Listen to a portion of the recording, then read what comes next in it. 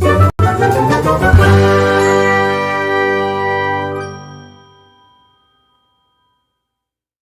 friends, welcome back to my channel. In today's video, we are going to be almost wrapping up the year. As of right now, it's like December 7th, so I have most of the month left to get more reading done, but for the sake of this video, we are going to pick a favorite book from every single month. In total, I have read 225 books so far this year. So I have a book for January through November. I'm not picking one for December because we're a week into December, and if everything goes as I hope it will go, I need to gear up my reading a little bit so that I hit my book goal of 250 books in 2024. Right now I'm at 225, but that means that I need to read 25 more books in the next 20 days, next 22 days. That's possible for me, but I haven't been reading as much since I became a mom, and that also has hindered my booktube. I don't want to say hindered, but I haven't been on here as often, as much as I would like. So I have spent so much time going through every single month and figuring out how many books I've read, which ones were 5 stars, and which was my favorite. I actually have my favorites right there. And while I'm talking, that for each month, I'm gonna put every single book that I've read for that month. I have decided to just put my 5-star books on this list. In January, I read 22 books, and of those 22, 4 were 5 stars.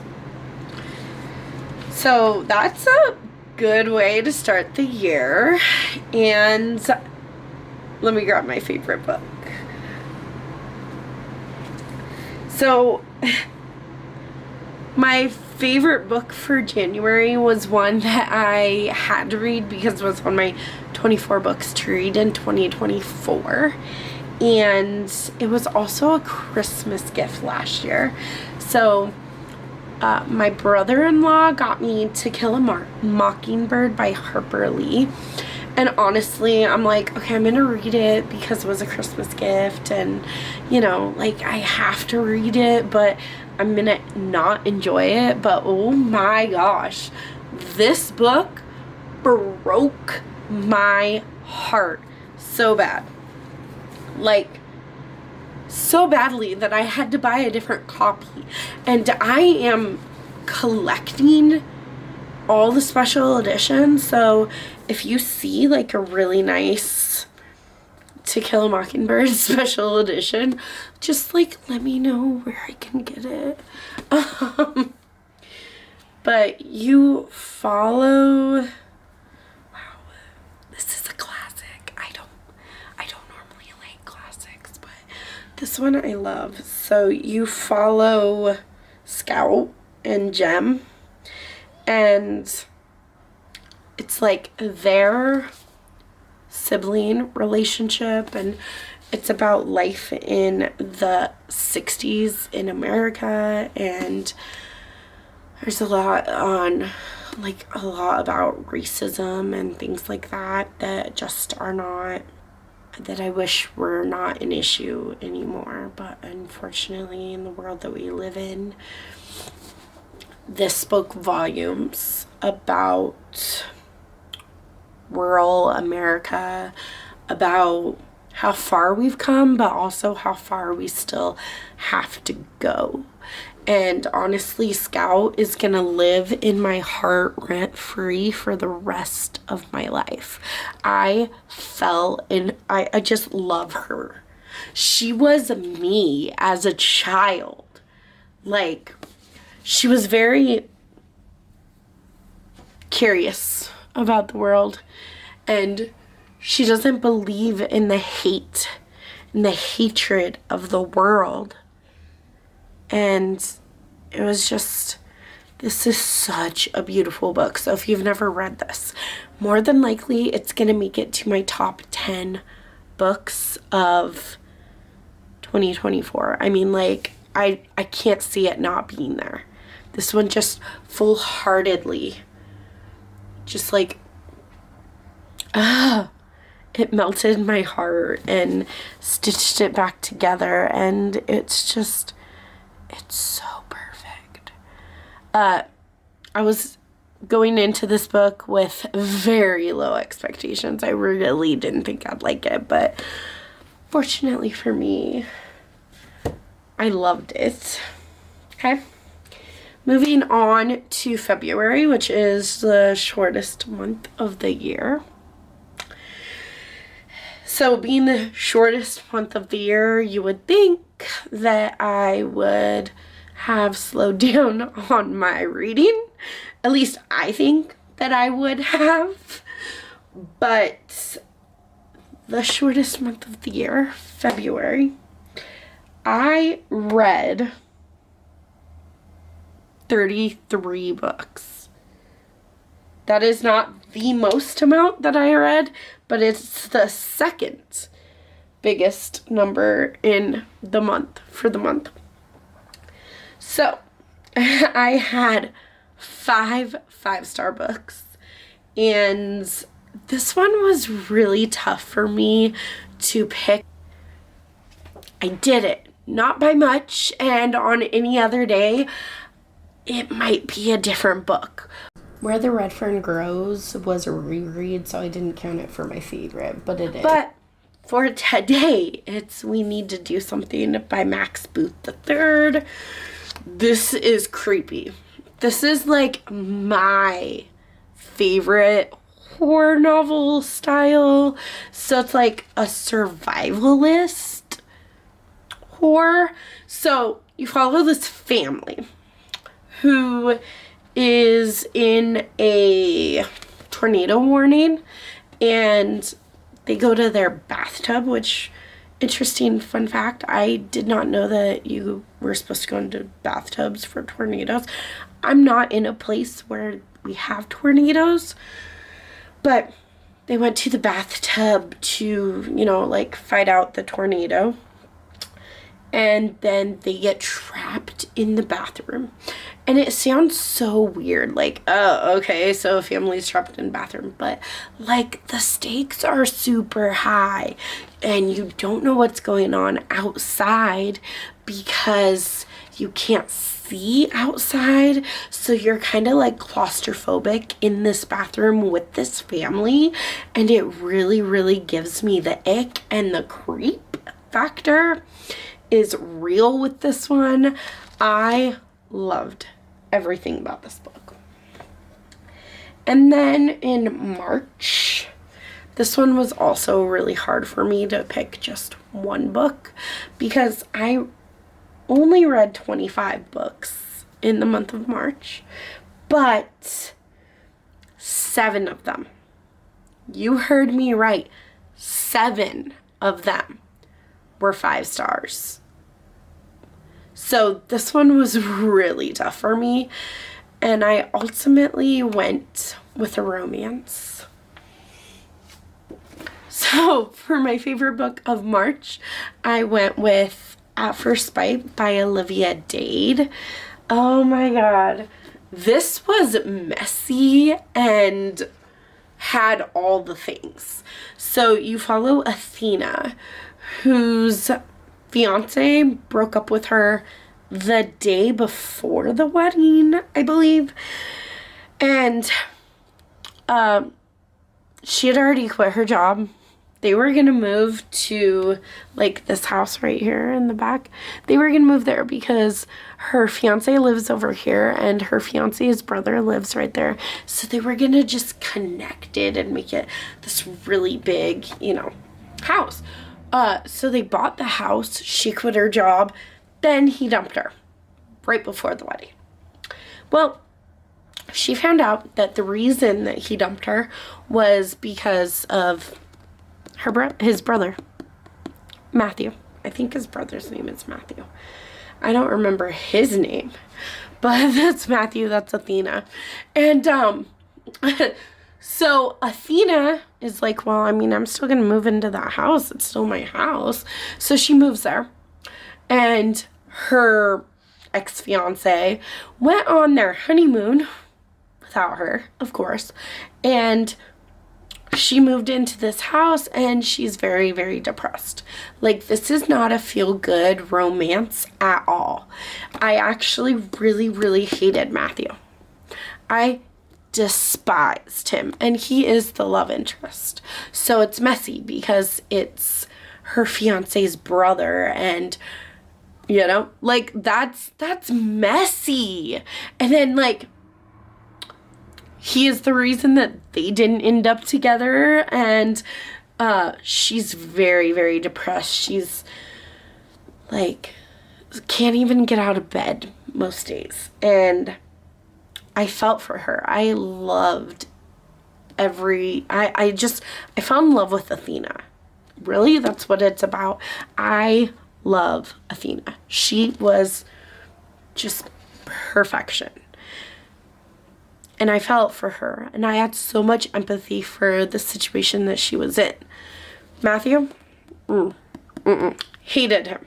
Did not want them together. And then, like, he slowly grew on me. And a book that can invoke that many emotions, like, ooh, I hate you, I feel betrayed, I'm angry. I have all the empathy for Athena, and, like, I love her. And, you know, ultimately I did end up really enjoying them together, but it took a lot. It took a lot because I really, really hated him at the beginning. But, like, it was so swoony, and I ship them by the end. Not at the beginning. At the beginning, I was like, you betrayer. I don't like you. But, you know, there's something that he does. There's something about him. And also, Olivia Dade's writing. Amazing. In April, we took a nosedive, and I only read 10 books in April. That's crazy. I had 3 5-star books, and this one was like a toss-up between 2 as well. But in the moments right now, I had to pick. This one's gonna surprise you. It's gonna surprise you because it's a historical fiction. What? It's my only historical fiction on this list. I don't read historical fiction, but I did, and I loved it. So this is The Lost Girls of Willowbrook by Ellen Marie Wiseman. This was so good. So you follow Sage, who is told that her twin sister has been dead for years, but she finds out that her twin sister has not been dead and that she's been in Willowbrook, which is like this mental hospital where her sister was locked up. And she decides, you know, I'm gonna take the bus to Willowbrook, I'm gonna see my sister, I'm gonna maybe help her escape. But when she gets there, her sister was already missing from Willowbrook, and because they're twins, they thought that Sage was her sister. Dun dun dun. And then it becomes this mystery of what happened to her, Rosemary. What happened to Rosemary, her twin sister. And it also becomes like the survival story for Sage, because now Sage is locked up because they think that she's Rosemary, and then there's like conspiracies and there's like bad things going on in the mental hospital, and it just really made me have so much empathy and so much like distaste for how the mentally ill were looked at in the 50s, 60s. I don't remember. I don't remember when it took place. But, you know, historically, how the mentally ill have been looked at in such a bad way. Like, and it's not fair. And it's not even 100% like not a thing anymore. It's still partially a thing, and it sucks. But I loved the characters. I loved being, I hated the atmosphere. Like, I loved it because it was so descriptive, and I felt like I was there, and it was haunting. But I hated it because it was so disturbing being there, and like no one did anything about it. And I know it's not 100% historically correct, but I feel like it's very close. And there's like, I researched something after this, but I can't tell you what it is because I feel like it'd be a spoiler. But it was hauntingly beautiful. The atmosphere is what made this book so good. But in May, I read 18 books, and I had 4 or 5 stars. I did. This one was fairly easy to pick my favorite of the 4, though. This one is a thriller. This is Run on Red by Noelle W. Iley. I believe this was the first Noelle W. Iley book that I read, and loved it. So this one's like super high stakes and very, very fast paced. So if you don't like that kind of thriller, then, you know, you won't like this. But I don't remember. Laura and Olivia, that's right.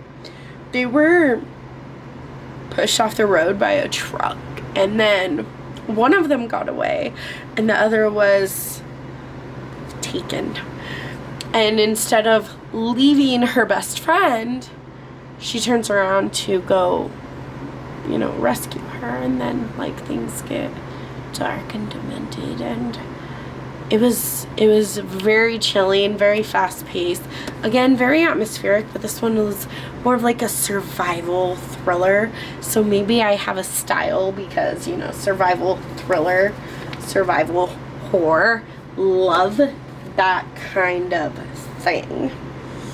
Then in June, I read 47 books.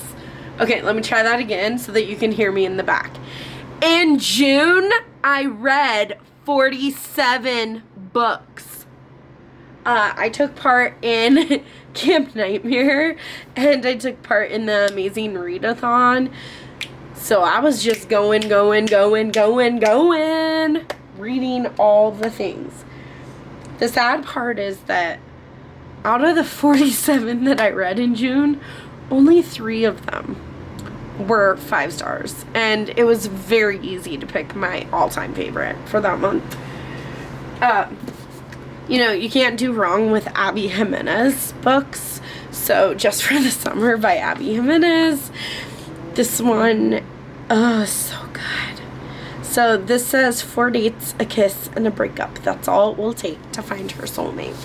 So Emma thinks that she's cursed. Every guy that she dates, like, he finds the one right after her. And Justin thinks that he's cursed because every girl that he dates finds the one right after him, but they can never be the one. And so they make this deal, like, oh, 4 dates, that's it. We're not going to fall in love, you know, blah, blah, blah. That never works out. But I love this. I love Emma. And you know what? I don't really like book boyfriends, but I'll take Justin. It's fine. It's fine. You don't have to. I'll take him off your hand. Like, I'll keep Justin too. But they were just so perfect, and I absolutely, he's such a sweet puppy dog. He's such a sweetheart, and the characters are good. Abby's writing is always perfection, and I sobbed when I read this. It was just, I just sobbed. So don't go into Abby Jimenez's books thinking, it's just gonna be a fun romance. Partially, yes, but more than that, it hits on real life subjects. It makes, this one especially made me just sob my eyes out. Like, just, ooh. I was just like in bed, and I just like, ooh, as I was reading. It was an ugly mess. I will see if I can find that blog, link it, but it was so perfect. It was great. Okay. Then in July, I read 15 books, and I'm gonna be real with you. My 2 5-star books were both romances. So it could change depending on my mood. The runner-up was Christina Lauren with The Paradise Problem. But the one that actually was my favorite of the month, at least today, is Not in Love by Ali Hazelwood. This was so good. Like, I love Ali Hazelwood, and you know, hers are usually kind of fun, romantic comedies. No, sister. Move out the way. Move out the way. Bring it in for Not in Love by Ali Hazelwood.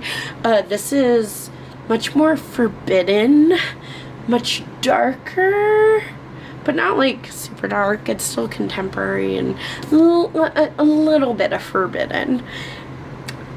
Very, very smutty. Like, the smut in this was on point. Like, I know that a lot of people say that her smut is like cringy, and I don't disagree with you, but despite that, I typically end up loving her books, even despite the fact that, like, her female protagonist is usually like small and lean and can't take care of herself, and she just needs a large, in charge, strong man to come and save her, which he always does. Despite those 2 things, I still love Ali Hazelwood. This breaks the mold for Ali Hazelwood. She is not a small, lean, little, I need a man to come save me. No, she is not.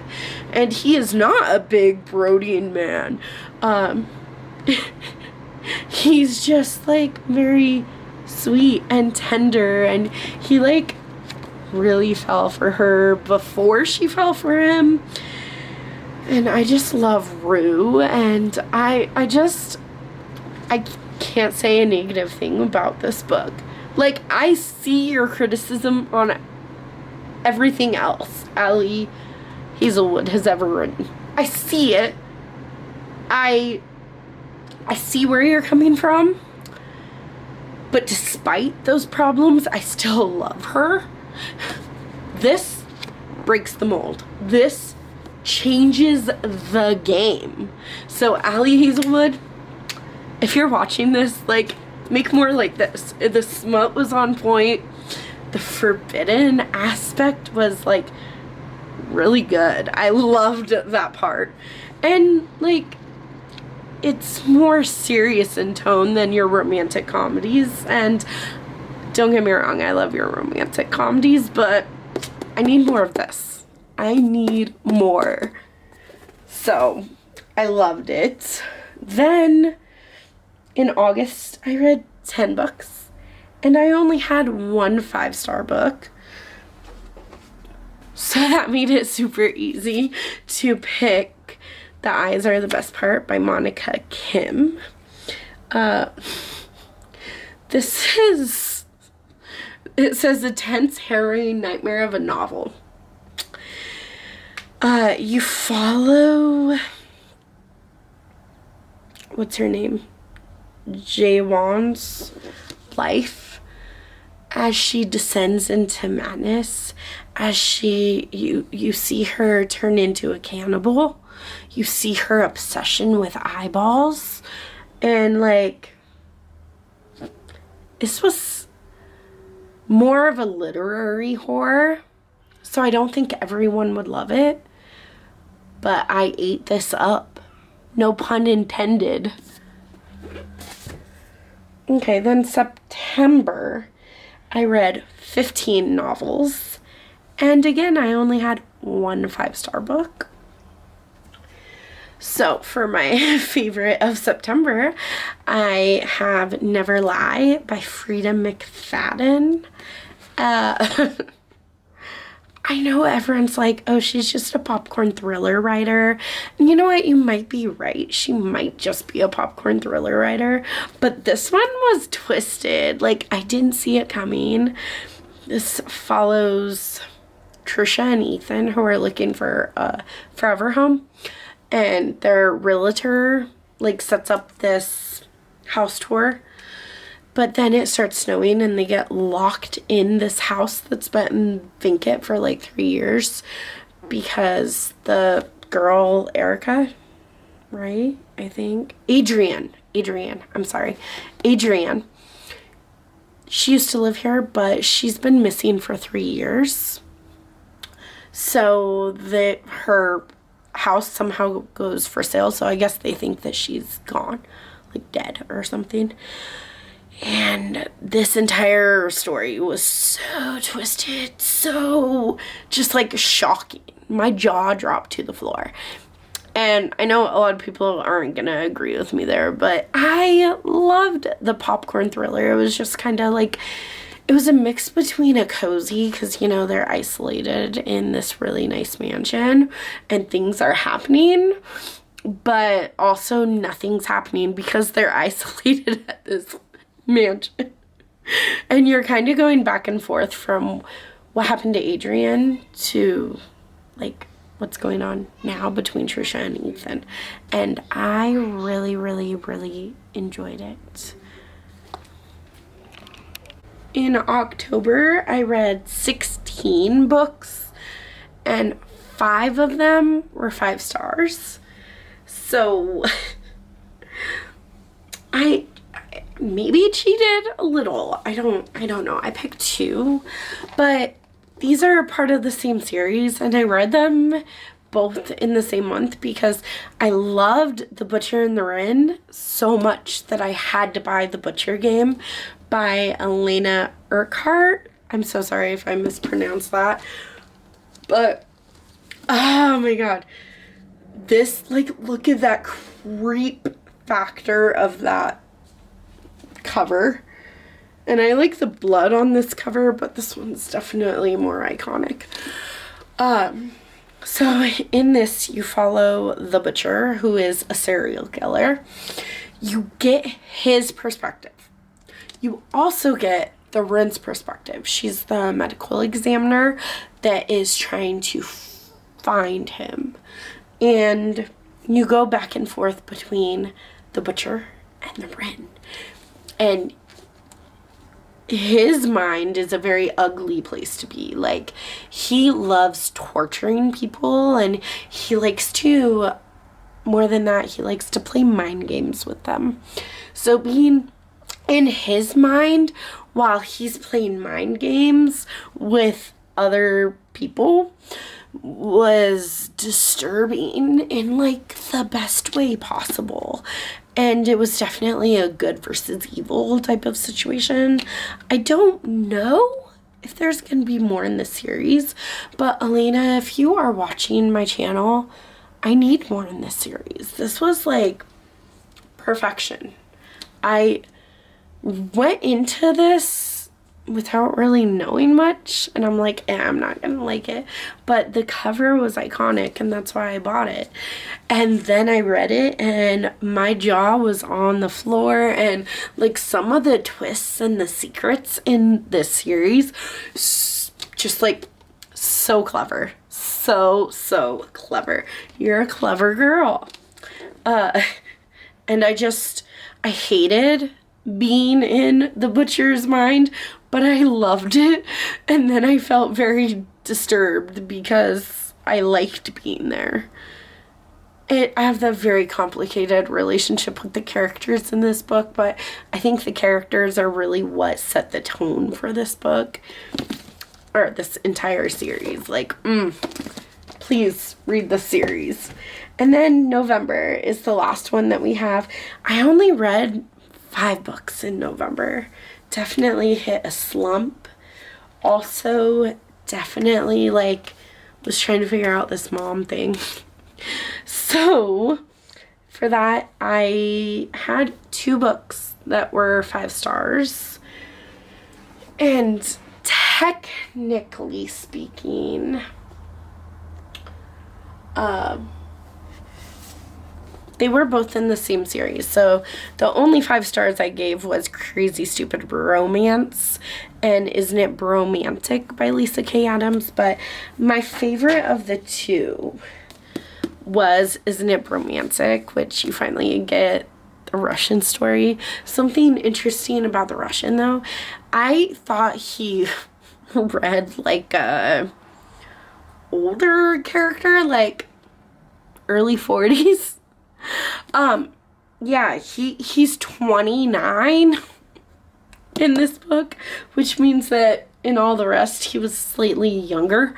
I'm so sorry to the Russian for believing that he was like a little bit older. I mean, I don't think it matters. His just persona and his attitude made him seem like he was like mid-40s probably. And I was like, that's weird that a mid-40-year-old guy is hanging out with like 20-year-old guys. But I was wrong. So I'm sorry. I think I really enjoyed this love story because it has the already established relationship trope, which I love. I live for. And it was just really good. I did not like the love interest. I did not like Elena at first. I did not. But I think she's very misunderstood and misspoken until you really get to know her. And just like when you do, it's just very cute, very swoony. And of course, I just had a lot of fun with this entire series. I read the whole series this year, so you could potentially see this series in my top 10 books of the year. Maybe, I don't know, I'm not giving you hints. But thank you so much for hanging out with me. Don't forget to smash that like button and subscribe to my channel if you're new around here. I will catch you in the next video. Bye.